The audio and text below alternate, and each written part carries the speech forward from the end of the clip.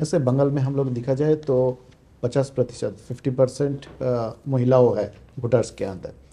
और पिछले चुनाव में भी देखे हैं कि देश का महिलाओं ने बीजेपी को बहुत अच्छी खासी सपोर्ट दिया है। तो इस बार बंगाल के लिए स्पेशली ये संदेशखाली का जो भी हम लोगों ने देखा सुना, इसके बाद मोदी का गारंटी क्या है? पहली बात है कि एक तो मेरा खुद की सोच क्या है, राजनीति छोड़ दीजिए। भारत की 50% जनसंख्या वो भारत की विकास यात्रा में भागीदार बननी चाहिए कि नहीं बननी चाहिए। अगर हम भारत की 50% जनसंख्या को विकास यात्रा में भागीदार बनाते हैं तो देश की इकोनॉमी को एकदम से नया क्षेत्र में बल मिल जाएगा। तो मैं गुजरात के मेरे काम को भी देखिए, मैं महिलाओं को सबसे ज़्यादा एम्पावर करने में ताकत लगाता। कोई कहीं कुछ बुरा था इसलिए नहीं, मुझे पॉजिटिव लगता है। अब जैसे मेरे यहाँ अमूल डेयरी एक बहुत बड़ा उदाहरण है आपके सामने, या लिज्जत पापड़ बहुत बड़ा उदाहरण है। ये दोनों आज किसी भी कॉरपोरेट वर्ल्ड को कंपटीशन करते हैं, लेकिन दोनों महिलाओं के द्वारा चलती है। मतलब हमारे देश की महिलाओं की इतनी बड़ी ताकत है कि वो पूरी स्थिति बदल सकती। अब मैंने खादी पर बल दिया। आज खादी इतनी तेजी से बढ़ रही है जी, पहले की तुलना में खादी की बिक्री, खादी में रोजगार, खादी का कारोबार 2-2.5 गुना बढ़ गया। लेकिन आप देखेंगे तो खादी में 80% काम करने वाली महिलाएं हैं। हमने विमेन सेल्फ हेल्प ग्रुप बनाए, 10 करोड़ महिलाओं को जोड़ा है।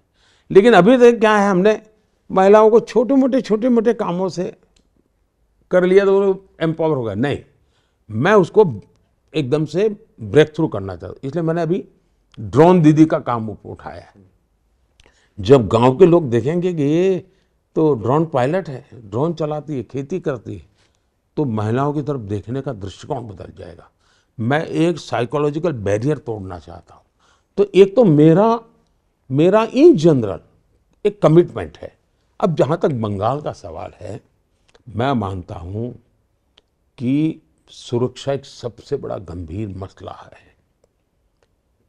जिस प्रकार से संदेशखाली की घटनाएं घटी और जो दबी हुई कोई माता बहन अपने व्यक्तिगत जीवन में बाहर खुलकर कुछ बोलने की हिम्मत नहीं करती है।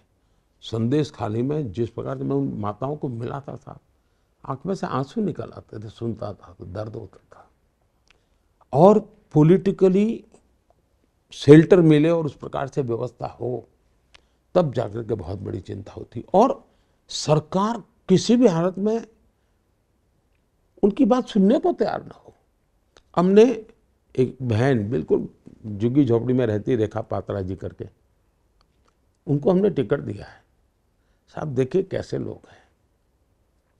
मैंने रेखा पात्रा जी को टिकट देने के बाद फ़ोन किया, तो मैं मिला था पहले उनको। मैंने कहा दीदी आपके पास पैसे नहीं होंगे तो हम एक काम करेंगे,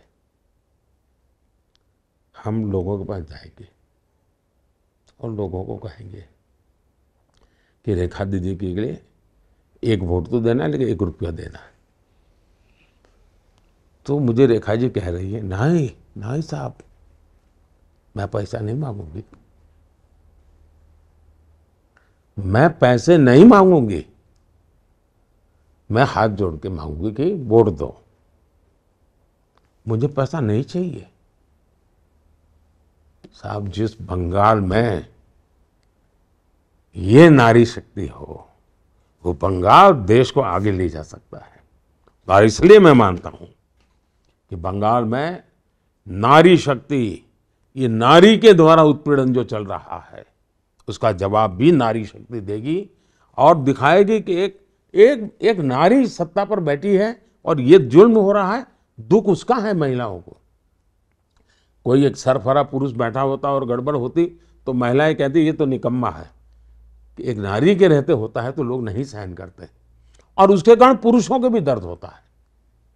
पुरुषों को भी दर्द होता है, ये कैसे चल सकता है जी।